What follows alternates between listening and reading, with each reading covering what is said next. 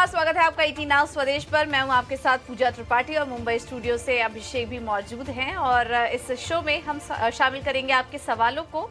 अगर कुछ सवाल हैं आपके तो सबसे पहले तरीका बता देते हैं। आप हमें अपने सवाल मेल कर सकते हैं, अपने सवाल हमें व्हाट्सएप कर सकते हैं, या फिर हमारा सोशल मीडिया हैंडल लगातार आपकी स्क्रीन पर फ्लैश होता रहेगा। हम फेसबुक, इंस्टाग्राम और ट्विटर पर मौजूद है, उस पर आप अपने सवाल हमें भेजिए। और हमें आप फ़ोन भी कर सकते हैं 9167329108 पर। आप हमें फ़ोन करके अपने सवाल भी पूछ सकते हैं। लेकिन चलिए सबसे पहले नज़र डालते हैं अभी बाजार पर। और आज के दिन रिकॉर्ड स्तर के करीब पहुंचा बाजार, उसका हम इंतजार कर रहे थे। लेकिन उसके बाद 18,881 इस लेवल को छूकर फिर बाजार में हमने देखा कि मुनाफा वसूली हावी थी। बैंकिंग से कोई कंट्रीब्यूशन देखने को नहीं मिल रहा है। हैवी वेट काउंटर अभी भी नीचे हैं, उसकी वजह से हम देख रहे हैं कि निफ्टी में कोई मोमेंटम दिखाई नहीं दिया। इस पर देखिए 18,800 के भी नीचे फिसलता हुआ दिखाई दिया बाजार। और हम देख रहे हैं कि अभी भी शिखर से करीब 80 अंक ऊपर कारोबार कर रहा है। तो यहाँ पर बैंक निफ्टी से जो सपोर्ट नहीं मिल रहा है, उसके चलते हम देख रहे हैं कि निफ्टी में भी वो तेजी डिसाइसिवली फिलहाल नहीं दिखाई दे रही है। अच्छी मजबूती के साथ शुरुआत जरूर हुई थी, लेकिन अब लाल निशान में फिसल चुका है बाजार। एडवांस डिक्लाइन रेशियो भी देखेंगे तो वहां पर भी एक ब्रेथ में बढ़त देखने को मिल रही है। हम देख रहे हैं इस वक्त कि हर एक गिरने वाले शेयर के सामने लगभग 2 स्टॉक्स ही ऐसे हैं जो कि इस वक्त मजबूती के साथ टिके हुए हैं। निफ्टी के चढ़ने वाले शेयरों में नजर डालें तो आज टाइटन ऊपर है, Bajaj Finserv, L&T, Bajaj finance और सन फार्मा में अच्छी तेजी देखने को मिल रही है। और लूजिंग साइड पर अदानी एंटरप्राइजेस, कोटक महिंद्रा बैंक, यहाँ पर आज काफी ज्यादा वीकनेस है जो कि निफ्टी को बढ़ने नहीं दे रही। अदानी पोर्ट्स, आईसीआईसीआई बैंक से भी सपोर्ट नहीं मिल रहा है, 1% नीचे इस वक्त। और इसके अलावा हीरो मोटोकॉर्प में भी लगातार एक वीकनेस बनी हुई है। अगर इंडेक्स स्पेसिफिक एक्शन देखेंगे तो हम देख रहे हैं कि आज सबसे ज्यादा कमजोरी बना रहा है बैंकिंग स्टॉक, और एनर्जी पैक से भी आज हम देख रहे हैं कि कंट्रीब्यूशन नहीं है। वहीं दूसरी तरफ सरकारी बैंकों से हल्का योगदान है, और कंज्यूमर ड्यूरेबल और हेल्थ केयर स्टॉक्स, ये जो डिफेंसिव स्पेस हैं, वो अच्छी मजबूती के साथ इस वक्त कारोबार कर रहे हैं। तो यह है इस वक्त का बाजार। लेकिन अब एक्सपर्ट को भी शामिल करते हैं, उनसे समझने की कोशिश करेंगे कि वो क्या लेवल वॉच कर रहे हैं इस वक्त। और हमारे साथ दोनों ही एक्सपर्ट मौजूद हैं, प्रिसिशन टेक्निकल एनालिसिस के मंदार और एसएमसी ग्लोबल सिक्योरिटी से सौरभ जैन हमारे साथ जुड़ चुके हैं। आप दोनों का ही बहुत बहुत स्वागत है शो पर। मंदार, सबसे पहले आपसे जानना चाहेंगे, हम तो वेट कर रहे थे आज रिकॉर्ड हाई का, लेकिन ऐसा हो नहीं पाया। क्या लग रहा है आपको, क्या चीज ड्रैग कर रही है जो रिकॉर्ड लेवल तक हम जा नहीं पा रहे? पूजा जी, गुड मॉर्निंग। देखिए, मुझे लगता है कि बाजार आज ही नहीं, लेकिन कल और परसों भी इसी तरीके का एक ट्रेंड दिखाएगा। और ऐसी बात है नहीं कि बाजार यहाँ से और नीचे जाएगा। मुझे लगता है कि बाजार फिलहाल सपोर्ट पे है। तो अगर निफ्टी फ्यूचर की अगर बात करते हैं तो 18,860 के लेवल पे फिलहाल ट्रेड कर रहा है। और इसमें जो सपोर्ट है वो 18,840 के आसपास अच्छा वाला सपोर्ट है, यानी जो पहले रेजिस्टेंस बना हुआ था लास्ट पिछले 2 हफ्तों में, तो वो एक अभी सपोर्ट बनेगा बाजार के लिए। और मुझे लगता है वहां पे सपोर्ट ले लेगा, और एक indecision kind of a trade हमें आज इंडेक्स में देखने को मिलेगा। इसका मतलब है क्या, फिलहाल पहले 1-1.5 घंटे में हमने एक डाउन टिक देखा है। तो मुझे लगता है कि अगला जो ट्रेंड होगा पूरे दिन का, वो शायद ऊपर की तरफ हो सकता है, यानी choppy kind of a trade हमें देखने को मिल सकता है। तो बाजार में मुझे नहीं लगता है कि इंडेक्स और नीचे के लेवल जाएगा, फिलहाल सपोर्ट पे है। सिर्फ एक ही चीज है कि बैंक निफ्टी और निफ्टी अगर कंपेयर करते हैं तो बैंक निफ्टी फिलहाल रेजिस्टेंस के नीचे है। तो बैंक निफ्टी में थोड़ा सा वीकनेस लग रहा है निफ्टी से को अगर कंपेयर करते हैं तो उतनी दिक्कत वाली बात है। लेकिन बाकी तो स्क्रिप्ट स्पेसिफिक मार्केट है, और इंडिविजुअल स्टॉक्स पे अगर फोकस करते हैं तो अच्छी अपॉर्चुनिटीज मार्केट में बन रही है। ठीक है, बाजार में अच्छी अपॉर्चुनिटी बन रही है, हालांकि रिकॉर्ड स्तरों के आसपास आकर बाजार ठिठक रहा है। लेकिन चलिए आपके सीधे अब सवाल जवाब के सिलसिले की शुरुआत करेंगे और पहले दर्शक को जोड़ेंगे। गुजरात से शैलेश हमारे साथ हैं। शैलेश जी नमस्कार, पूछिए क्या जानना है आपको? हाँ जी सर, नमस्कार। जी सर, पूछिए अपना सवाल। सर, मान एल्यूमिनियम है मेरे पास। मान एल्यूमिनियम? हाँ जी सर, मान एल्यूमिनियम के 200 शेयर है 300 रुपए के भाव पे। ये आपने कब लिए थे शैलेश जी? ये सर अभी ज्यादा नहीं, 15 दिन, जैसे 15-20 दिन हुए। 15-20 जब दिन 290 के पहले। करीब चल रहा था तब लिए सर। मान एल्यूमिनियम हालांकि छोटी कंपनी है और 400-450 करोड़ रुपए के आसपास का मार्केट कैप है इसका, और पिछले महीने भर में उन्होंने बहुत तेज रफ्तार देखी इस शेयर में, और बहुत सारे ऐसे ट्रेडर्स हैं, बहुत सारे ऐसे निवेशक हैं जो शेयर में जंप किए और अच्छा खासा मुनाफा हो रहा है। और सवाल ये है कि क्या ये शेयर ऐसे ही चलता रहेगा या प्रॉफिट टेकिंग का दौर आएगा, उसके पहले शायद पैसे निकालने में समझदारी होगी। एक्सपर्ट का व्यू जानते हैं। मंदार, आप जरा बताइए, मान एल्यूमिनियम बहुत ज़्यादा हालांकि सुना हुआ नाम ये है नहीं, छोटी कंपनी है, लेकिन तेजी बहुत ज़बरदस्त हुई है। अभी आपकी सलाह क्या होगी इसको लेकर? Good morning. जी, मंदार जी प्लीज़ अनम्यूट कीजिए और जवाब दीजिए sir. Abhishek ji, good morning. जी, देखिए, मान एल्यूमिनियम में पिछले 2 हफ्तों में एक बहुत ही जबरदस्त तेजी देखने को मिली है। ये स्टॉक 240 का एक रेजिस्टेंस जो इसमें बना हुआ था वो ब्रेक करके 360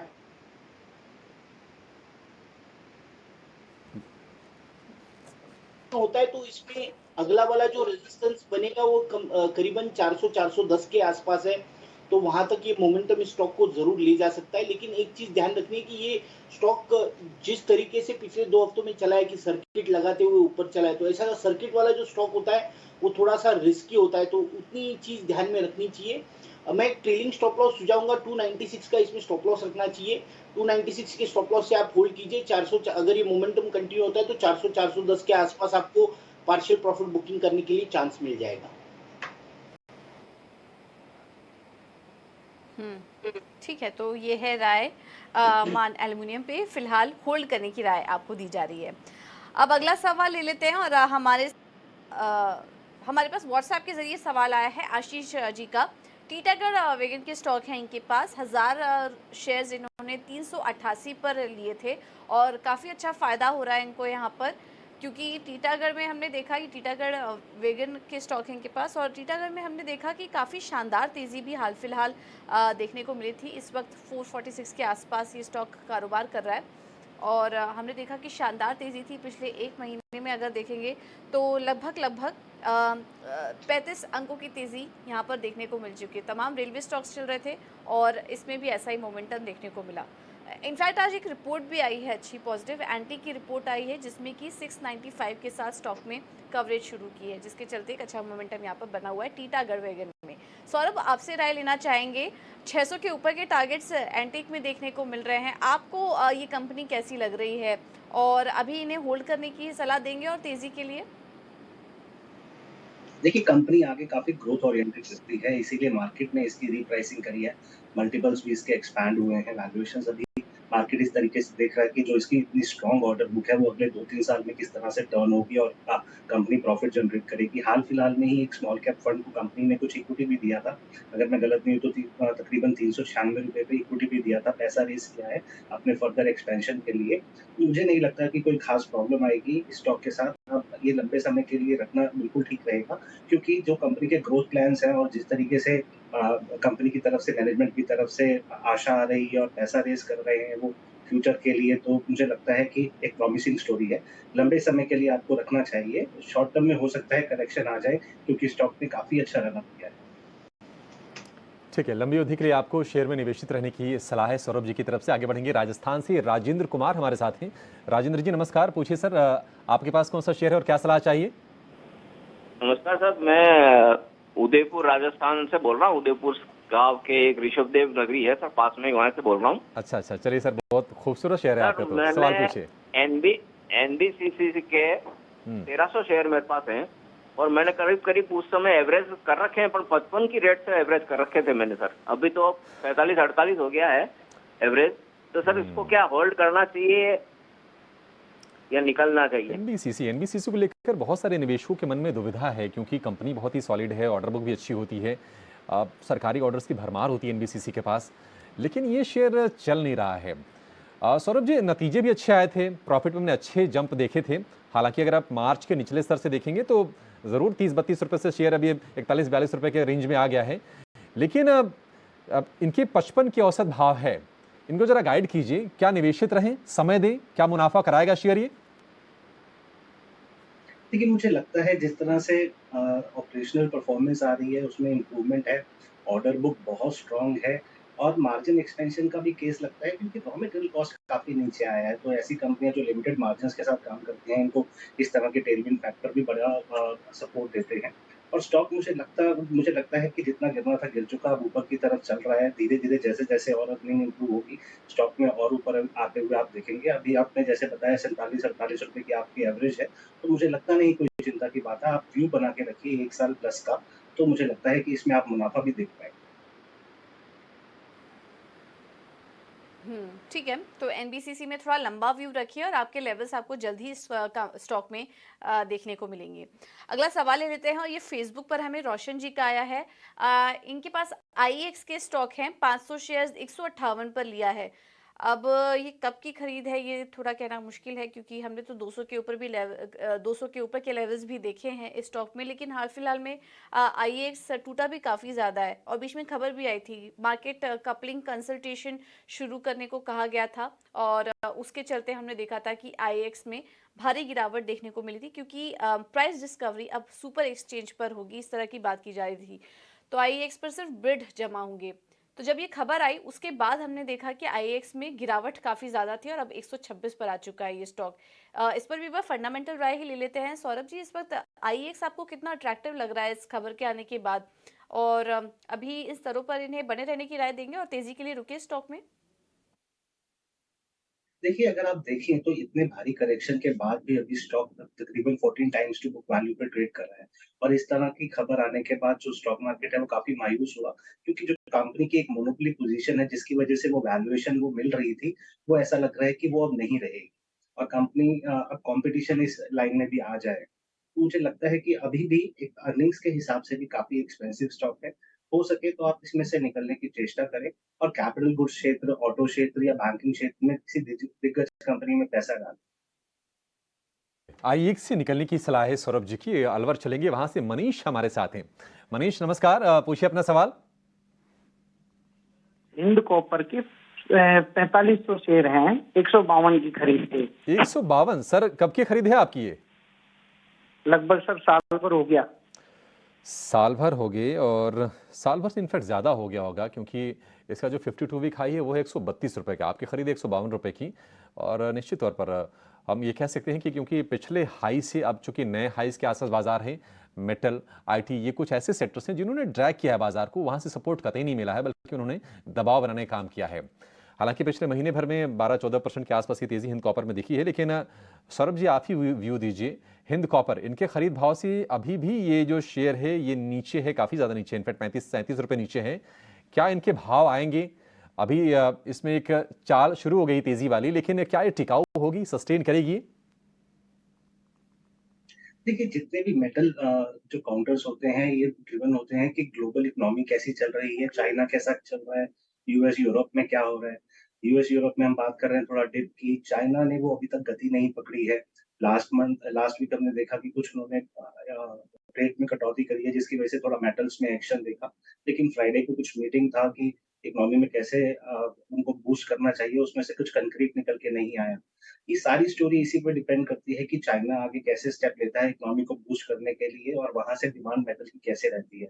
अभी मेटल्स नीचे हैं और हिंद कॉपर की बात करें तो मुझे लगता है कि स्टॉक का नीचे का घर भी बहुत बड़ा नहीं दिखता। और ऊपर में अगर चाइना की तरफ से कुछ आया तो मेटल में तेजी के साथ हिंदुस्तान कॉपर में भी तेजी आ सकती है। फिलहाल मेरी सलाह ये रहेगी कि आप इसे होल्ड रखें और एवरेज नहीं करें। ठीक है। तो होल्ड करिए और एवरेज करने की अभी राय नहीं दी जा रही है आपको इस स्टॉक में। अब अगला सवाल ले लेते हैं और हमारे साथ अगले दर्शक फोन लाइन पे जुड़े हैं दिल्ली से जैकी जैन। नमस्कार सर, किस स्टॉक पर सवाल है आपका?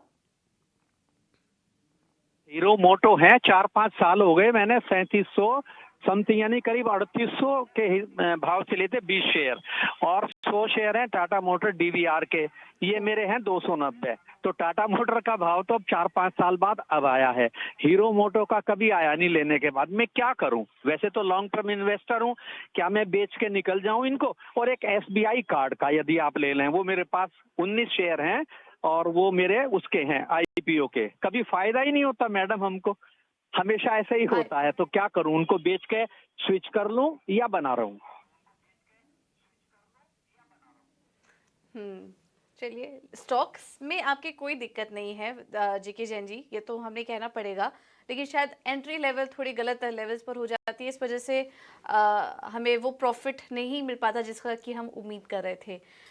लेकिन आपके पोर्टफोलियो में हम राय ले लेते हैं। सौरभ जी, आप ही सिलेक्ट करिए, लॉन्ग टर्म इन्वेस्टर हैं। एसबीआई कार्ड के लेवल्स भी इनके नहीं आ पाए हैं। टाटा मोटर्स में इनको हल्का मुनाफा और हीरो मोटोकॉर्प पे तो हम देख रहे हैं कि लगातार वीकनेस बढ़ी हुई है। इनकी खरीदारी 3,800 पे थी, उसके तो बहुत ही नीचे आ चुका है स्टॉक। हालांकि स्टॉक सिलेक्शन देखिए, सारी कंपनियां जिनका इन्होंने भी नाम लिया, फंडामेंटल लिहाज से तो अच्छी दिखाई देती हैं, बट थोड़ा एंट्री लेवल में शायद प्रॉब्लम है। क्या कैसा लग रहा है आपको इनका स्टॉक सिलेक्शन? कुछ बदलाव करने की राय देंगे इन्हें? देखिए, टाटा मोटर तो एक अच्छा स्टॉक है, जो कंपनी है वो काफ़ी अच्छा कर रही है, मॉडल्स की काफ़ी अच्छी डिमांड है। बाहर के देशों में भी जो कंपनी के मॉडल्स की डिमांड है वो काफ़ी अच्छी आ रही है। तो सलाह तो ये रहेगी टाटा मोटर के साथ बने रहें। एसबीआई कार्ड में भी जो नतीजे दिए थे थोड़े बेहतर आए थे, तो इसके हिसाब से मुझे लगता है कि उसमें भी आप बने रह सकते हैं। हीरो मोटो अगर overall passenger two wheeler vehicles की बात करें तो सेल में थोड़ी-सी तेज़ी देखने को मिल रही है। कंपनियाँ थोड़ा-सा डोमेस्टिक मार्केट अच्छा कर रहा है। लेकिन हीरो मोटो थोड़ा-सा खबरों में इस तरीके से है क्योंकि कुछ एजेंसी का प्रोब चल रहा है फंड्स को लेके कंपनी का, तो वहाँ पर थोड़ा-सा कुछ दिक्कत हो सकती है।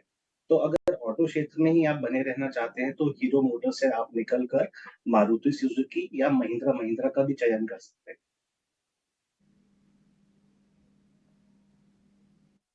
ठीक है, तो ये राय आपको दे दी गई है। SBI card, Tata Motors, DVR में कोई दिक्कत नहीं है। आप लॉन्ग टर्म निवेशक हैं, थोड़ा समय दीजिए, आपको मुनाफा ज़रूर दिखेगा।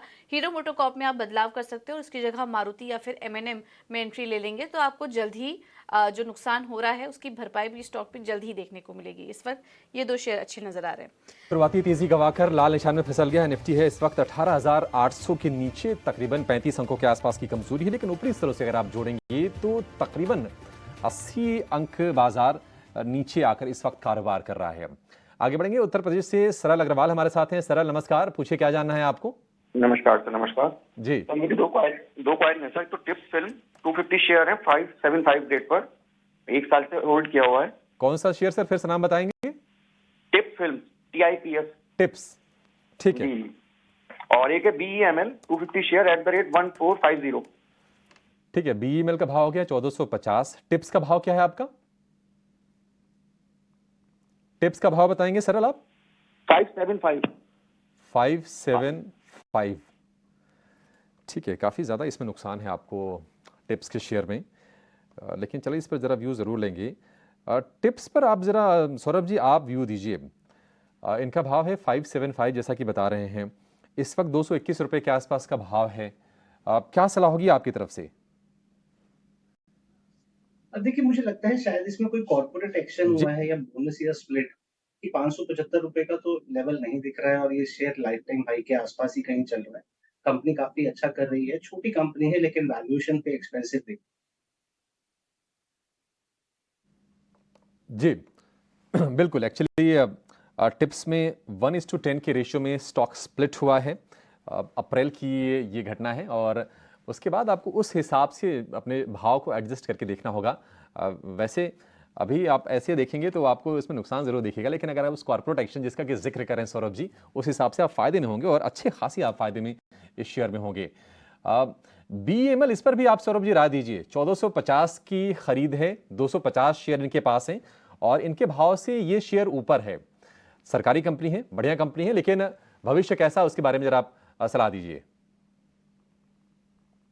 अच्छी है, कोई प्रॉब्लम नहीं है, अर्निंग्स भी ठीक है, लेकिन अगर इस क्षेत्र में पैसा लगाना चाहते हैं तो मैं समझता हूँ कि BEML से निकल कर अगर BEL में चले जाएं तो शायद ज्यादा बढ़ोतरी हो सकती है, ज्यादा गेन्स मिल सकता है।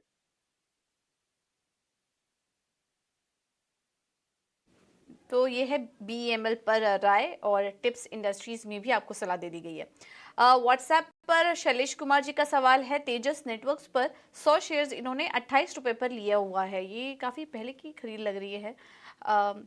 अगर चार्ट्स देखें तो मेरे ख्याल से 2020 के आसपास इन्होंने यहाँ पर एंट्री ली थी, काफ़ी अच्छे लेवल पर एंट्री ली थी कोविड के दौरान, और उसके बाद शानदार मुनाफा हो रहा है। इनका जो प्राइस लेवल है उससे अच्छी तेज़ी और 700 के ऊपर इस पर ये स्टॉक कारोबार भी कर रहा है।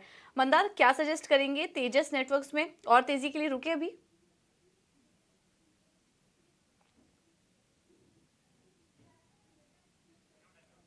मंदार आपसे रिक्वेस्ट होगा अपना माइक अनम्यूट कर लीजिए। पूजा जी देखिए, मुझे तो लगता है होल्ड करना चाहिए। पिछले 2-3 साल से तो एक स्टेडी अपमूव में स्टॉक ट्रेड कर रहा है। Higher top higher bottom formation है। अब लेटेस्ट वाला अगर चार्ट देखते हैं पिछले एक 8-10 महीने का, तो एक कंसोलिडेशन है। इस कंसोलिडेशन में सपोर्ट जो है नीचे की तरफ 550-600 के आसपास है, और ऊपर में रेजिस्टेंस जो बनता है वो 710 से लेके 770 तक रेजिस्टेंस बनता है। तो एक बार ये कंसोलिडेशन से निकल जाता है तो मुझे लगता है कि ये ट्रेंड कंटिन्यू होगा। अभी तक तो ट्रेंड चेंज हुआ नहीं है, इसलिए पोजीशन तो होल्ड करनी चाहिए।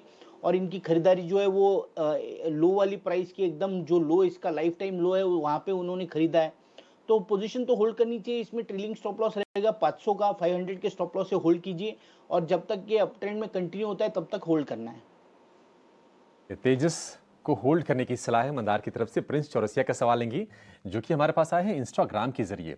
इनके पास है पेनार इंडस्ट्रीज के 200 शेयर 79 रुपये 50 पैसे के भाव पर, यानी कि हाल फिलहाल की खरीद है। और ये जो शेयर है अपने 52 हफ्ते की ऊंचाई से थोड़ी ही दूरी पर ये ट्रेड कर रहा है।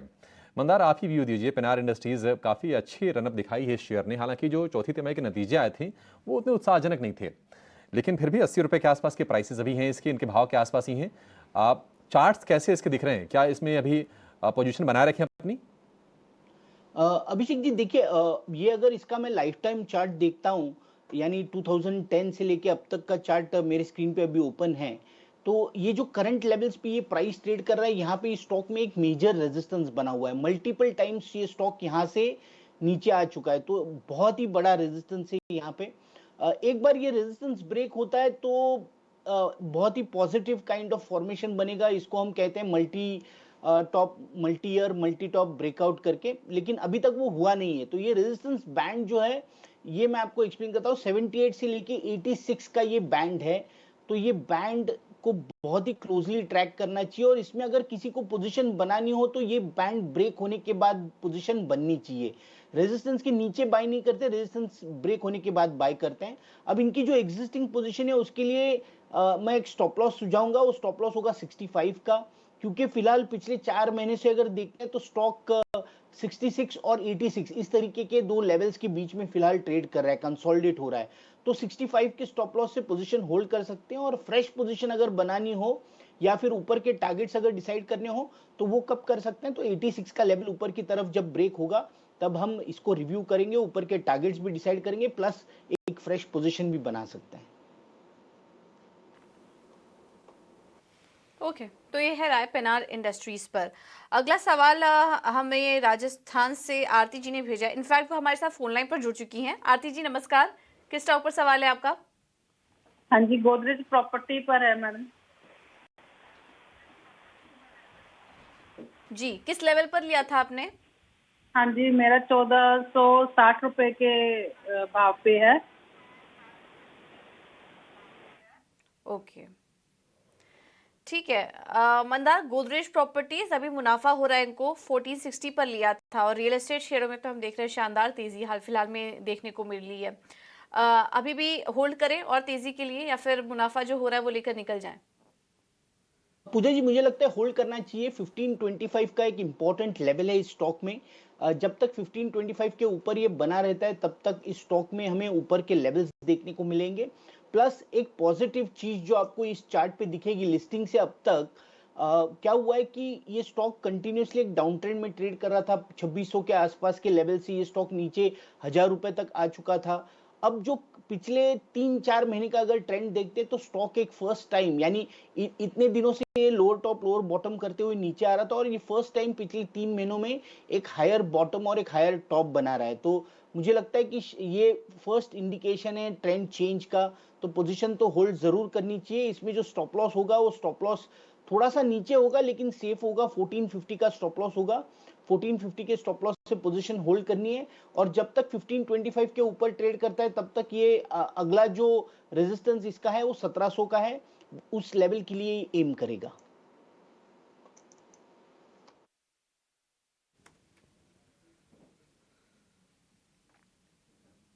बिल्कुल ठीक है, तो ये है राय गोदरेज प्रॉपर्टीज पर।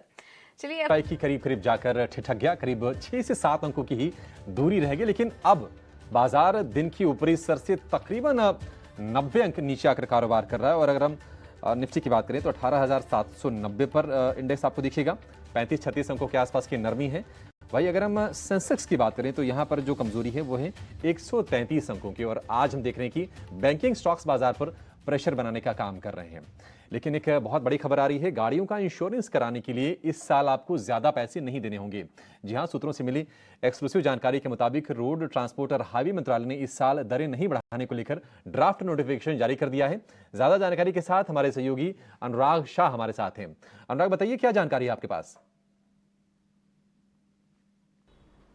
रोड ट्रांसपोर्ट मिनिस्ट्री के द्वारा वित्त वर्ष 2023-24 के अंदर जो थर्ड पार्टी मोटर इंश्योरेंस के प्रीमियम में बदलाव नहीं किया गया है प्राइवेट कार और टू व्हीलर सेगमेंट के अंदर, और जो थ्री व्हीलर ऑटो है वहां पर करीब 7% के प्रीमियम में कम करने का प्रस्ताव दिया गया है। और हैवी गुड्स व्हीकल यानी थ्री व्हीलर्स के अलावा जो कमर्शियल गाड़ियां होती है वहां पर भी बदलाव को प्रस्तावित नहीं किया गया। जो ड्राफ्ट नोटिफिकेशन जारी किया गया है वहां पर एक साल के लिए अगर प्राइवेट कार एक साल का जो प्रीमियम है प्राइवेट कार का 1000 सीसी से कम की गाड़ी है तो 2094 रुपये रखा गया है, 1000 से 1500 सीसी की गाड़ी का 3416, और प्राइवेट कार 1500 सीसी से ज्यादा पर 7897 रुपये। इसी तरह से टू व्हीलर अगर 75 सीसी से कम है तो वहां पर एक साल का प्रीमियम थर्ड पार्टी 538 रुपये, टू व्हीलर 75 से 150 सीसी है तो 714 रुपये, और गुड्स व्हीकल के प्रीमियम में भी बदलाव नहीं किया गया। पिछले साल यानी वित्त वर्ष 2023 का ही प्रीमियम रखा गया है।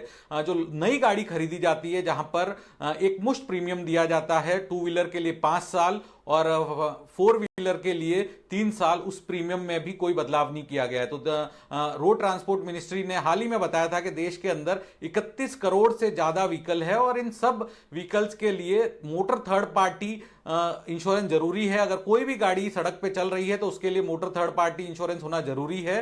तो उसमें बदलाव नहीं किया गया है नोटिफिकेशन में, और इस नोटिफिकेशन पे अब ऑब्जेक्शन मांगे जाएंगे और अगले 1 महीने के अंदर ये फाइनल रेट्स जारी कर दिए हैं। और अमूमन हमने देखा है कि पिछले जो कई सालों का इतिहास रहा है कि जो प्रपोज रेट होती है लगभग वही फाइनल रेट्स होती है।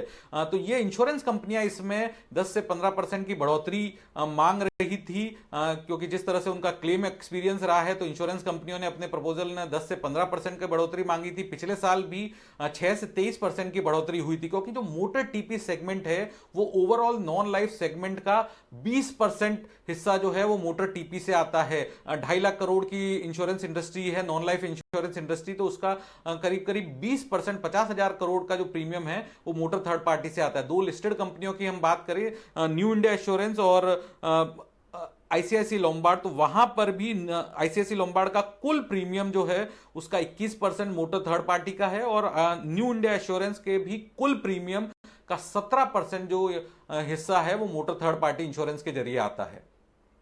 ठीक है, शुक्रिया अनुराग। तो ये ड्राफ्ट नोटिफिकेशन जरूर है, लेकिन जैसा कि अनुराग बता रहे थे कि जो प्रस्ताव आता है सड़क मंत्रालय की तरफ से आखिरकार बिना थोड़े बहुत फेरबदल उसमें किए जा सकते हैं, लेकिन करीब करीब वही लागू कर दिए जाते हैं। तो निश्चित तौर पर इंश्योरेंस कंपनियां बढ़त की उम्मीद कर रही थी, 10% से ज्यादा बढ़त की उम्मीद कर रही थी प्रीमियम में, लेकिन प्रीमियम जस का तस रहेगा। तो जो व्हीकल ओनर्स हैं, जो गाड़ी मालिक हैं, उनके लिए राहत की खबर जरूर है, लेकिन अगर आपके पास इंश्योरेंस कंपनियों के स्टॉक्स हैं तो निश्चित तौर पर आपको उसकी समीक्षा करने की जरूरत है।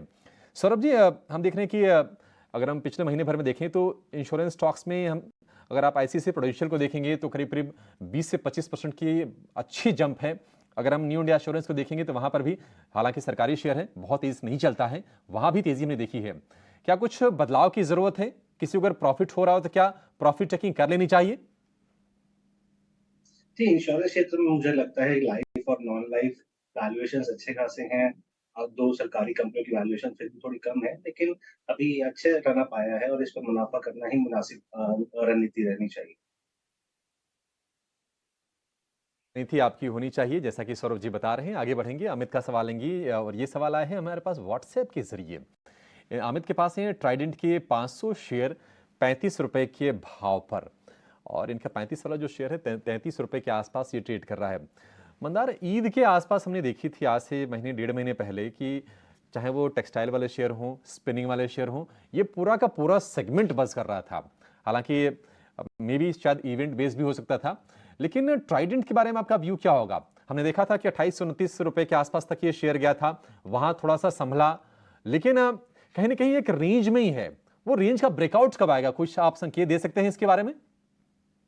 अभिषेक जी, ये ब्रेकआउट इसमें कब आएगा ये समझने के लिए हम थोड़ा सा पीछे अगर जाते हैं, यानी 2020 से लेके अगर इसका 2022 की शुरुआत जैन के महीने तक का मूव अगर देखते हैं, तो आपको समझ में आएगा कि ये 4 रुपए से स्टॉक ऊपर में 70 रुपए तक चला था। तो अब इस तरीके का रिटर्न कोई भी स्टॉक अगर जनरेट कर देता है, तो सीधी सी बात है कि जिस तरीके का हमने पिछले 1.5 साल में स्टॉक में करेक्शन बनते हुए देखा है, तो वो बनना ही बनना है। प्लस मुझे लगता है कि इसमें समय भी लगने वाला है। तो 2 चीजें, एक तो प्राइस करेक्शन होता है और दूसरा होता है टाइम करेक्शन। तो मुझे लगता है प्राइस करेक्शन तो डन लग रहा है फिलहाल, इससे नीचे के लेवल्स हमें देखने को नहीं मिल सकते हैं। ऐसे फिलहाल तो लग रहा है 26 और 32 ये इस तरीके का जो स्टॉक में अच्छा खासा सपोर्ट बना है, तो वो ब्रेक नहीं होगा ऐसे लग रहा है फिलहाल। लेकिन इसमें जो टाइम करेक्शन जो है वो इसमें तो और समय लगने वाला है। तो price correction is done, time correction और लगेगा। तो एग्जिस्टिंग पोजीशन जो है उसमें 24 रुपीज का स्टॉप लॉस रख सकते हैं, 24 रुपए के स्टॉप लॉस से पोजीशन होल्ड कर सकते हैं। और सिर्फ एक ही चीज है कि इसमें चलने के लिए 1.5 से 2 साल का और एक कंसोलिडेशन इसमें जरूरी है। तो उसके बाद ही शायद इस स्टॉक में अप मूव्स हमें देखने को मिल सकती हैं।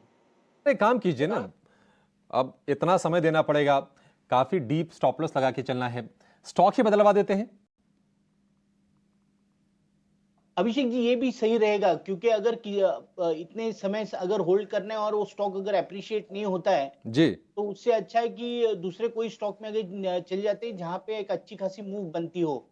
तो मुझे लगता है कि फिलहाल बैंकिंग स्टॉक्स में पीएनबी एक बढ़िया सा स्टॉक है, 51 52 के आसपास ट्रेड कर रहा है। तो वो एक अच्छा खासा स्टॉक होगा। 44 के स्टॉप लॉस से उसमें पोजीशन बाय कर सकते हैं। 2 साल की व्यू से अगर होल्ड करते हैं तो मुझे लगता है इसमें 70 टू 80 रुपीज का टारगेट बन सकता है। ठीक है, पीएनबी भी एक कंसोलिडेशन वाली फेज में है, लेकिन फिर भी यहाँ से आपके लिए ग्रोथ के प्रोस्पेक्ट्स बेहतर हो सकते हैं। 72-80 रुपए तक के टारगेट्स, हालांकि ये टारगेट पहले भी सुझाए जा चुके हैं, लेकिन फिर से उसको अटेम्प्ट करने की ये कोशिश करेगा। 44 रुपए के स्टॉप लॉस के साथ आपको ये शेयर खरीदना है। व्हाट्सएप के जरिए अगला सवाल भी आया है हिरेन पांचाल का, और इनके पास है आईटीसी के शेयर 160 278 रुपए के भाव पर। आईटीसी जिन्होंने खरीदा सौरभ जी, निश्चित तौर पर उनकी तो बल्ले बल्ले है, क्योंकि न सिर्फ अपने ये सेक्टर का बल्कि बाजार का भी सुपरस्टार साबित हुआ आईटीसी, और आज 52 हफ्ते की नई ऊंचाई पर ये शेयर ट्रेड कर रहा है आईटीसी का। अब 454 रुपए 50 पैसे के आसपास का भाव है आईटीसी। इनके भाव से तो देखिए अब काफी चल चुका है ये शेयर, ये आईटीसी। लेकिन प्रॉफिट टेकिंग कर लें या फिर अभी समय दें, तो थोड़ा और अभी गुंजाइश है, सलाह क्या होगी आपकी तरफ से? अभिषेक जी, मुझे नहीं लगता कि किसी भी रूप में प्रॉफिट टेकिंग कर लेनी चाहिए। अर्निंग्स के मामले में कंपनी के बहुत अच्छे आ रहे हैं। Tobacco business, FMCG business, hotel business, paper product business, सारे बिजनेस काफी अच्छा कर रहे हैं। और अभी एक डीमर्जर की स्टोरी अलग अनफोल्ड होने वाली है। हो सकता है होटल बिजनेस पहले अलग हो जाए, फिर अदर एफएमसीजी बिजनेस हो, तो अलग वो वैल्यू अनलॉकिंग बनेगी। अच्छी आपने एक चयन किया था स्टॉक का, अभी तक आपने रखा है। मुझे लगता है अगर आप इसके साथ ही कंटिन्यू करेंगे तो आपकी और भी वेल्थ बनेगी। मेरी सलाह से आप बिल्कुल बने रहे। ठीक है, आईटीसी में बने रहने की सलाह है। डीमर्जर की बात जो कर रहे हैं सौरभ जी, निश्चित तौर पर उसका पूरा फोकस है बाजार का, कि किस तरह से बाकी बिजनेसेस कंपनी जब अलग करेगी तो वैल्यू अनलॉकिंग भी यहाँ से निकल के आएगी। और तमाम ऐसे कंटेंडर्स हैं, जैसे कि एफएमसीजी की बात हो रही है, पेपर की बात होती है, इनफैक्ट आईटी बिजनेस को भी, छोटा सा सेगमेंट जरूर है लेकिन उसको भी अलग करने की बात होती है आईटीसी की अगर हम बात करें तो। मुकेश कुमार बिहार से हमारे साथ जुड़ गए हैं। मुकेश नमस्कार, पूछिए क्या जानना है आपको? मुकेश, आपको आवाज आ रही है? जी मुकेश, अपना सवाल पूछिए। आवाज आ रहा है सर? हाँ जी सर, पूछिए अपना सवाल। अरे टीटीएमएल का मेरे पास 2000 शेयर हम लिए हुए हैं 190 के भाव से। 190 के भाव से 2000 शेयर, थोड़ा सा अपने ऊपरी भाव पर जरूर लिए हैं मुकेश जी, और फिलहाल ये 76 रुपए के आसपास ये शेयर ट्रेड कर रहा है। टीटीएमएल हमने देखा था सौरभ जी की बहुत ही अद्भुत कहेंगे। अब इस तरह की तेजी कितनी जस्टिफाइड है, हालांकि ग्रुप लेवल पर हम कह नहीं सकते कि कुछ खराब है, लेकिन वो शायद जस्टिफाइड नहीं था। हमने देखा था कि अचानक से एक झटके में ये शेयर 30-35 रुपए से लेकर 250-300 रुपए के रेंज में चला गया था, वहां से इसमें करेक्शन आया, और अब ये देखिए धीरे धीरे 75-76 रुपए के आसपास के भाव हो गए हैं। आपकी सलाह क्या होगी? क्या रिकवरी इसमें आएगी? मुकेश जी के भाव जो 190 वाले हैं, क्या उसकी उम्मीद करनी चाहिए या फिर ये दूर की कौड़ी होगी? अब लगता नहीं जी, क्योंकि अगर आप इसकी कंपनी की नेगेटिव नेटवर्थ देखो, तकरीबन 20,000 करोड़ से ऊपर की नेगेटिव नेटवर्थ है। जो देनदारी है कंपनी की वो भी 20-25,000 करोड़ की है। कंपनी अभी भी लॉस पोस्टिंग कर रही है। तो मुझे लगता है एक स्पेकुलेशन वाला एक फेज़ आया था जिसमें स्टॉक काफ़ी ऊपर चला गया। अभी भी ये रेट भी वाजिब नहीं लगते, मुझे लगता है कि यहाँ से भी नीचे के अभी और घर आ सकता है। सलाह तो यही रहेगी कि कोशिश करें इसमें से निकल जाएँ, क्योंकि ये स्टॉक का सिलेक्शन ही थोड़ा गलत हो गया। ठीक है, शेयर का चुनाव ये गलत है। और होता क्या है कि जब कोई शेयर चल रहा होता है, अगर उसमें किसी टाटा, बिरला, अंबानी जैसे नाम जब जुड़े होते हैं तो उनको लगता है कि शायद उतना रिस्क नहीं है। लेकिन ये ज़रूरी हो जाता है कि आप कंपनी के बारे में पूरी तहकीकात करें, और रिटर्न जब ज़्यादा हो रहे हों, जब अनाप शनाप ये शेयर चल रहे हों, उस वक्त ज़रूर उसमें एंट्री नहीं करनी चाहिए। ये सलाह, इस पर आप आगे भी अमल ज़रूर कीजिएगा। हमारे साथ महाराष्ट्र से आरके हमारे साथ जुड़ गए हैं। आरके, नमस्कार, पूछिए क्या जानना है आपको? गुड मॉर्निंग सर जी। मैं ओलेक्ट्रा ग्रीन 60 शेयर है मेरे पास जी। और 677 के प्राइस से परचेस किया है। क्या बात है अभी सर। इसमें बना रहना है या आई कैन कंटिन्यू 3-4 इयर्स, लेकिन इसमें उतना पोटेंशियल है क्या? ठीक है, इलेक्ट्रिक व्हीकल्स, ख़ास तौर से इलेक्ट्रिक बसेस बनाती है ये कंपनी, और हमने पहले भी देखा है कि निवेशकों को अच्छी कमाई करा के दी है कंपनी ने, और हाल फिलहाल भी इसका प्रदर्शन काफ़ी अच्छा रहा इलेक्ट्रा ग्रीन टेक का। अगर आप महीने भर में भी देखेंगे तो करीब 38-40% फिर से ये शेयर चल गया है। लेकिन क्या ये प्रॉफिट टेकिंग अब इसमें कर लेनी चाहिए? क्या वैल्यूएशंस थोड़े से अब इसके महंगे हो रहे हैं? जरा इसके बारे में भी राय जानना चाहेंगे। सौरभ जी, आप ही राय दीजिए। देखिए, कंपनी को लेके शक नहीं है, क्योंकि बिजनेस मॉडल काफ़ी अच्छा है, और कहीं ना कहीं सरकार का भी फोकस है, लगातार इनको ऑर्डर्स मिल रहे हैं। लेकिन कहीं ना कहीं 111 के आसपास का पी इसका हो गया है। क्या ये थोड़ी चिंता की बात है? और जिसके पास है, क्या अभी फिलहाल के लिए प्रॉफिट चेकिंग कर ले, एक करेक्शन आ जाए तो फिर से एंट्री कर ले? देखिए, वैल्यूएशन के हिसाब से जैसे आपने बताया 100 के ऊपर से प्राइस अर्निंग चल रहा है, प्राइस टू अर्निंग मल्टीपल पे ट्रेड कर रहा है, 9 टाइम्स टू बुक वैल्यू पे चल रहा है। लेकिन वहीं बाजार को ये दिख रहा है कि आगे ग्रोथ काफी प्रॉमिसिंग है। जब कोई भी स्टोरी की इन्फेंट स्टेज पे होती है तो उसको कैमोफ्लेज करना काफी आसान होता है, वैल्यूएशन बाजार एकदम बढ़ा देता है, फ्यूचर प्रॉमिसिंग है। वही इलेक्ट्रा के साथ भी हुआ। और साथ में इसकी वजह भी ये है क्योंकि कंपनी ने कई प्रेस्टिजियस ऑर्डर भी विन किए। बात सारी आती है एग्जीक्यूशन पे। अगर एग्जीक्यूशन के टाइम पर कंपनी की तरफ से कुछ प्रॉब्लम आती है, तो मुझे लगता है कि वैल्यूएशन वापस डी-रेट हो सकता है। फिलहाल के लिए तो मुझे लगता है कि मार्केट काफ़ी ऑप्टिमिस्टिक है, मैनेजमेंट भी काफ़ी ऑप्टिमिस्टिक है। आप तब तक इसमें बने रहें जब तक कुछ ऐसा सामने नहीं आता जिसकी वजह से शंका पैदा हो कि अर्निंग्स वैसी नहीं आएँगी जैसा सोचा गया था। फिलहाल आप बने रहें। कई बार महंगी चीज़ जो होती है ना, अच्छी होती है।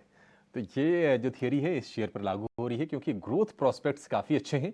आपको इसमें बने रहने की सलाह है ओलेक्ट्रा ग्रीन टेक में। लेकिन आज हम देख रहे हैं कि बाजार अपनी तेज़ी गंवाकर नीचे आकर लाल निशान में कारोबार कर रहा है। लेकिन एक शेयर ऐसा है जहां पर ज़बरदस्त तेज़ी है, वो है JSPL। करीब करीब 5 से 6% के आसपास की तेज़ी है, और पिछले हफ्ते भर में इसमें हमने अच्छे मोमेंटम बिल्डअप होते हुए देखे हैं। लेकिन JSPL की इस तेज़ी के पीछे क्या वजह हैं, आगे क्या ट्रिगर्स हैं, ये बताने के लिए हमारे सहयोगी आशीषा हमारे साथ हैं। आशीषा, बताइए क्या रीजंस हैं, क्यों ये शेयर चल रहा है, और क्या ये चलता रहेगा, इसके लिए कोई ट्रिगर भी हैं? स्टेनलेस स्टील एंड पावर में आज करीब 5 से 6% का अपमूव देखने को मिल रहा है। कोटक इंस्टीट्यूशनल इक्विटी से एक रिपोर्ट आई है आज सुबह, जहां उन्होंने स्टॉक को अपग्रेड कर दिया है, खरीदारी की राय दी है, टारगेट प्राइस दिया है 740 रुपीज़ पर शेयर का। इनफैक्ट JSPL उनका टॉप पिक है पूरे मेटल स्पेस में। उनका मानना है कि अगले 12 महीने में काफ़ी ग्रोथ प्रोस्पेक्ट्स अच्छे नज़र आ रहे हैं कंपनी के। काफ़ी प्रोजेक्ट कमिशनिंग्स लाइनअप है, जिसके चलते कंपनी की कैपेसिटी करीब 65% से बढ़ सकती है। उनका मानना है कि मार्जिन प्रोफाइल भी इम्प्रूव होता हुआ नज़र आ रहा है। कंपनी फॉरवर्ड और बैकवर्ड इंटीग्रेशन पे फोकस कर रही है, जिसके चलते FY24 में मार्जिन भी इम्प्रूव हो सकते हैं। ग्रोथ कैपेक्स की बात करें तो काफ़ी कैपेक्स लाइंड अप है, और मैनेजमेंट का मानना है कि ग्रोथ कैपेक्स इंटरनल अक्रूवल से ही फाइनेंस किया जाएगा। कंपनी की बैलेंस शीट काफ़ी स्ट्रॉन्ग है, ग्रोथ प्रॉस्पेक्ट्स काफ़ी अच्छे हैं, और इंडस्ट्री में पीयर्स से कंपेयर करें तो ये कंपनी सबसे स्ट्रॉन्ग परफॉर्म कर सकती है अगले 12 महीनों में। ऐसा कोटक इंस्टीट्यूशनल इक्विटीज़ का मानना है, जिसके चलते उन्होंने स्टॉक को अपग्रेड कर दिया है, खरीदारी की राय दी है और 740 रुपीज़ प्रति शेयर का टारगेट दिया है। उनका टॉप पिक है, जिसके चलते आज स्टॉक तेज़ी में ट्रेड कर रहा है। ठीक है, शुक्रिया शीशा। तो क्षमता विस्तार पर कंपनी फोकस करेगी और यहाँ से री रेटिंग की उम्मीद जताई जा रही है जीएसपीएल के शेयर में। निश्चित तौर पर मेटल सेक्टर की अगर बात होती है तो जीएसपीएल एक बहुत ही तगड़ी कंपनी है और निवेशकों को इसने अच्छे से रिवॉर्ड भी किया है। आज भी 6% के आसपास के इसमें आपको रिटर्न्स दिखेंगे। लेकिन Saurabh ji, Jindal steel and power जिनके पास हो, जरा उनके लिए व्यू दीजिए, उनको क्या करना है। जिनके पास नहीं है, क्या ये वो शेयर है मेटल पैक में जो स्टैंड आउट करता है और इसको लेके रखना चाहिए? जिनके पास है वो बिल्कुल कंटिन्यू कर सकते हैं, बट जिस तरह से ग्लोबल समीकरण चल रहे हैं, वातावरण चल रहा है, तो पोर्टफोलियो में मेटल्स को रखना काफी वॉलेटाइल स्पेस रहता है। तो आपको उतना धैर्य रखना पड़ता है। कभी-कभी जब अच्छी लहर उल्टी हो जाती है तो बहुत पिटाई हो जाती है। तो इस तरह के स्टॉक हम रिकमेंडेशन हम नहीं कर रहे हैं। जिनके पास है वो बिल्कुल रख सकते हैं। मेटल क्षेत्र की एक अच्छी दिग्गज कंपनी।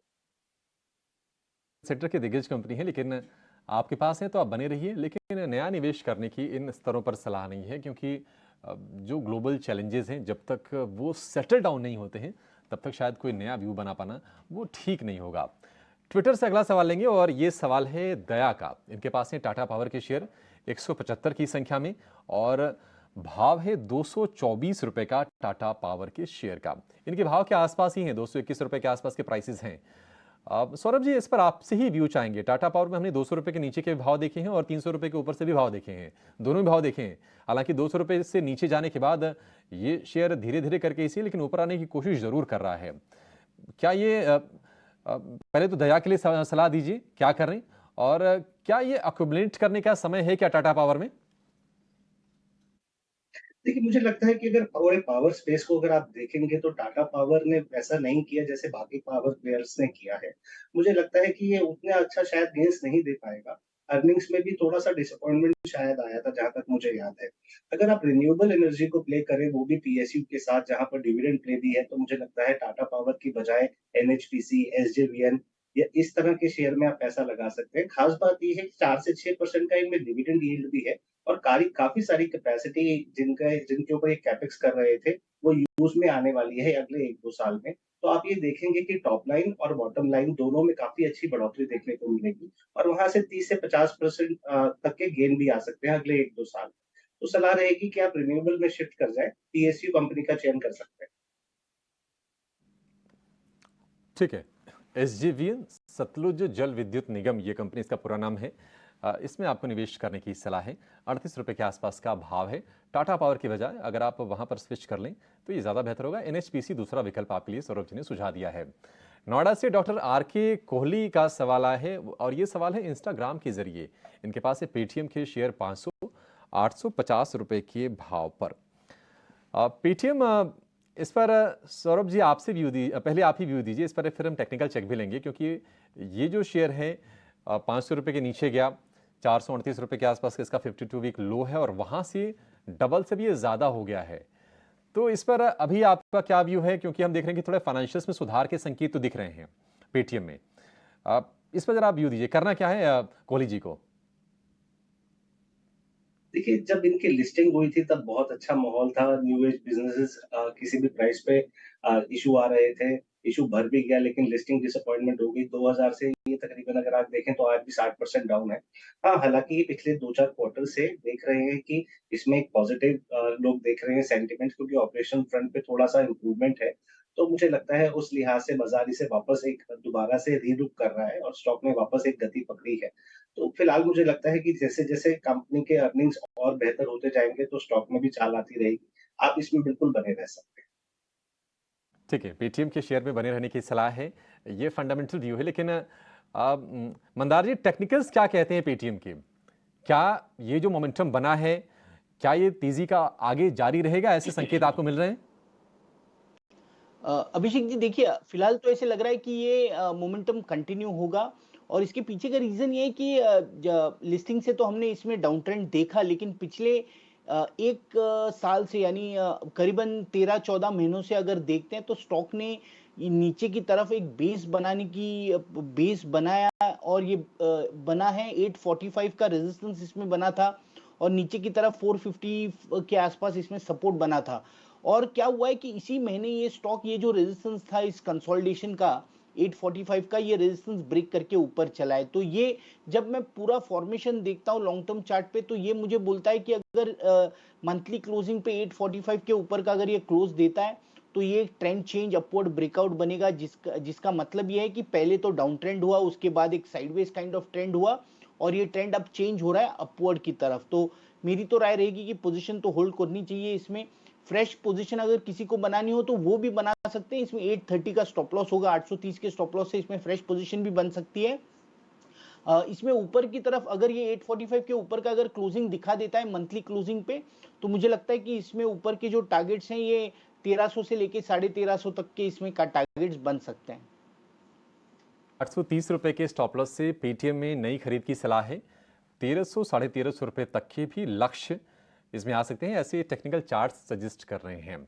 आगे बढ़ेंगे, आगरा से सुनील कुमार हमारे साथ हैं। सुनील जी नमस्कार, आपके पास कौन सा शेयर है सर? सुनील, आपको आवाज आ रही है? हाँ जी सर। जी सर, अपना सवाल पूछिए।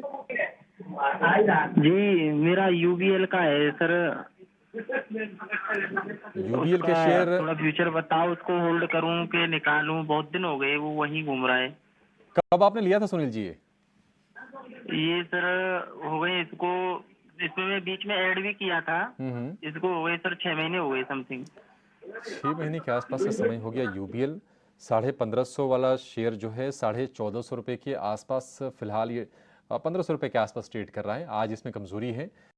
अब सौरभ जी, यूबीएल के जो निवेशक होंगे थोड़े परेशान जरूर होंगे, जैसा कि सुनील जी भी हैं, क्योंकि 5-6 महीने से बिल्कुल ऊपरी स्तरों से जब ये गिरा तो कंसोलिडेशन वाले रेंज में ही है, कोई ज़्यादा मूवमेंट हमने देखी नहीं है। और चिंता की बात यह है कि दिसंबर तिमाही के नतीजे खराब आए थे, उसके बाद मार्च तिमाही के जो नतीजे आए वो भी कमज़ोर आए। आगे का भविष्य आपको कैसा दिख रहा है? क्या इसको समय देंगे तो कुछ रिकवरी की उम्मीद की जा सकती है या फिर बेहतर होगा कहीं और स्विच कर लें? वो भी थोड़े से निराशाजनक थे। मैनेजमेंट की तरफ से कहीं ऐसा भी नहीं आ रहा कि आगे ऑप्टिमिस्टिक दिखे, नतीजे में कुछ थोड़ा इम्प्रूवमेंट देखने को मिले। तो कह पाना बड़ा मुश्किल है कि इस तिमाही की अर्निंग कैसे रहने वाली है। लेकिन अगर इस तिमाही की भी इस तिमाही की वेट करें, क्योंकि जून अब खत्म ही होने वाला है, अर्निंग्स आने वाले हैं। अगर ये तिमाही में भी डिसअपॉइंटमेंट आती है और मैनेजमेंट की तरफ से कोई कॉन्फिडेंस देने वाला कमेंट नहीं आता तो निश्चित रूप से आप निकल जाएं। ठीक है। यूनाइटेड ब्रेवरीज को लेकर ये व्यू दीपक का सवाल लेंगे और ये सवाल आया है फेसबुक के जरिए। इनके पास ही बीएलएस इंटरनेशनल के शेयर 800 शेयर हैं और 29 रुपए के भाव पर इनके पास है। कमाल है, ये 29 रुपए का भाव आई थिंक कि कोविड के समय में ये रहा होगा, क्योंकि ये शेयर तो लगातार चल रहा है, इसमें कोई थकावट की कोई संकेत नहीं है। और तमाम ऐसे देश हैं जहां से इनके जो कॉन्ट्रैक्ट्स हैं लगातार रिन्यू हो रहे हैं। हाल फिलहाल उन्होंने स्पेन की सरकार के साथ अपने कॉन्ट्रैक्ट्स को रिन्यू किया है। वीज़ा प्रोसेसिंग वाली ये कंपनी है और कहीं ना कहीं इस स्पेस में अगर हम भारत की बात करें तो मोनोपोली है एक तरह से। बीएलएस इंटरनेशनल, सौरभ जी आपका क्या व्यू है बीएलएस इंटरनेशनल को लेकर? 29 वाला शेयर इनका 200 रुपये के आसपास है, तो अगर हम जोड़ें तो 6 गुना तो हो गया है ये। एथिक्स ये कहता है कि अगर आपके पैसे डबल हो जाएं या फिर ट्रिपल हो जाएं तो आप बिल्कुल हाथ जोड़ लीजिए, जो पैसे आपके पास आ गए हैं उसको प्रॉफिट चेकिंग कर लीजिए। लेकिन क्या ये थियरी हम बीएलएस पे भी लागू करें, प्रॉफिट चेकिंग करवा दें, या फिर ये शेयर अभी और चलेगा? देखिए, छोटी कंपनी है, फायदा मिल रहा है इसे ट्रैवल इंडस्ट्री की वजह से, क्योंकि ट्रैवल इंडस्ट्री काफी बूम पे है। लेकिन वहीं आप देखें तो वैल्यूएशंस भी काफी ज्यादा है, तकरीबन 14 टाइम्स बुक वैल्यू पर ट्रेड कर रहा है। मेरी सलाह से आप बिल्कुल ठीक कह रहे हैं, 60 से 70% कम से कम इन्हें प्रॉफिट बुक कर लेना चाहिए, बाकी के साथ कंटिन्यू करें।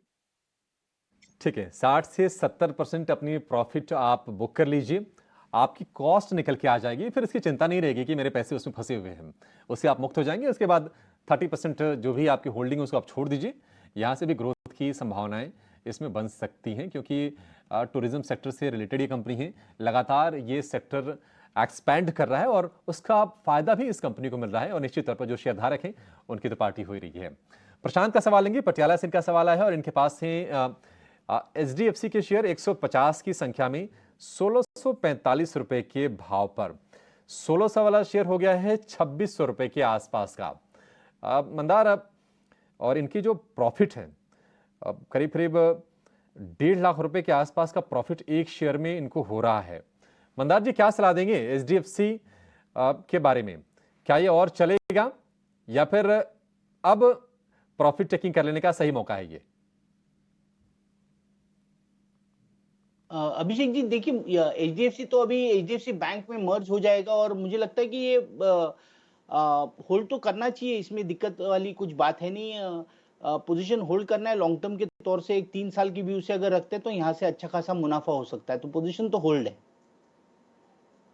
पोजीशन को होल्ड करने की सलाह है, क्योंकि हमने देखा है कि एचडीएफसी का, जैसा कि मंदार जी भी कह रहे हैं, इसका मर्जर हो जाएगा एचडीएफसी बैंक में। और हाल फिलहाल जो चाल रही है दोनों शेयरों की, बिल्कुल एक जैसी चाल हमने देखी है। एक साथ ये शेयर चलते हैं, एक साथ ये शेयर गिरते हैं, लेकिन अच्छा शेयर है, इसमें कोई दो राय नहीं। बिजनेस सॉलिड है, एक दिग्गज कंपनी में शुमार है, इंडेक्स का पार्ट है, तो आपको इसमें निवेशित रहने की ही सलाह है। चलिए, शो को यहाँ पर हम समाप्त करेंगे। आप दोनों एक्सपर्ट्स का, मंदार जी और सौरभ जी, आज समय देने के लिए बहुत शुक्रिया। आज हमारे तमाम दर्शकों के आपने सवाल के जवाब दिए और बाजार पर भी अपना व्यू हमसे साझा किया। एक छोटे से ब्रेक के बाद लेकर आएंगे मुनाफा।